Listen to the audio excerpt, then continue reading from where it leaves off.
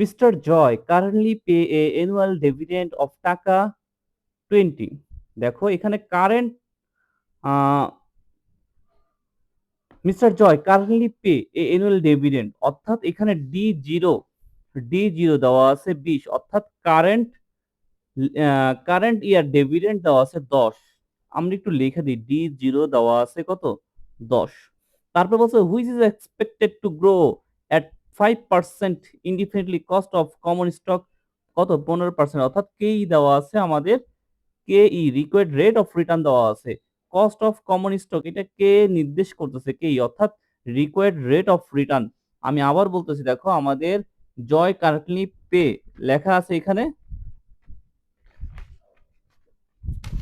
কি লেখা আছে একটু দেখো, Joy currently pay a annual dividend of টাকা 20, অর্থাৎ ডি জিরো দেওয়া আছে আমাদের, কারেন্টলি ইয়ার ডিভিডেন্ড দেওয়া আছে 10। ডি জিরো কি বলা হচ্ছে, কারেন্ট ইয়ার ডিভিডেন্ড, এটা আছে 10 আছে।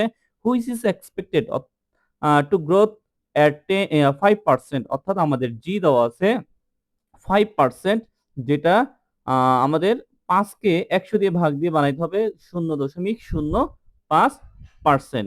আচ্ছা, তারপর বলা আছে, দেখো কস্ট অফ কমন স্টক দেওয়া আছে 15% দেওয়া আছে, এই যেটাকে আমরা কেই বলে সম্বোধন করব, যেটাকে রিকোয়ার্ড রেট অফ রিটার্ন বলে। এখানে 15% আছে, এখানে দশমিক 15 হবে ক্যালকুলেশন করার মাধ্যমে, মানে 15কে 100 দিয়ে ভাগ দিলে এটা আসবে। এখন আমাদের calculate the value of common stock, আমাদের ক্যালকুলেট করতে বলছে কমন স্টক। এখন আমাদের গ্রোথ রেট একটা আছে, এই জন্য আমাদের কি আসবে, গ্রোথ রেট যদি একটা আসে তখন আমাদের সূত্র পরিবর্তন হবে। কমন স্টকের কোনটা হবে, পি জিরো, অর্থাৎ current market price P zero সমান সমান ডি ওয়ান, অর্থাৎ ডিভিডেন্ড আফটার ইয়ার, অর্থাৎ ডি ওয়ান আসবে, তারপর কেই মাইনাস জি। আমরা এখানে কি কি পাইছি দেখো, আমরা বিশ্লেষণ যদি করি, আমরা কে পাইছি সরাসরি, তারপরে গ্রোথ রেট সরাসরি পাইছি, তাহলে কে আর জি এর মান বসাই দিব, খালি ডি এর মান আমরা পাইনি। আমরা ডি জিরোর মান পাইছিলাম 10, আমাদের দরকার ডি ওয়ান এর মান। ডি ওয়ান এর মান বের করতে হলে ডি ওয়ান এর মান বের করতে হলে সমান সমান দিয়া ডি জিরো 1 প্লাস জি, অর্থাৎ ডি জিরো 20 ছিল, সে আর ডি জিরো এখানে কত ছিল, 20 ছিল, আমি এখানে ভুল লিখছি, সরি।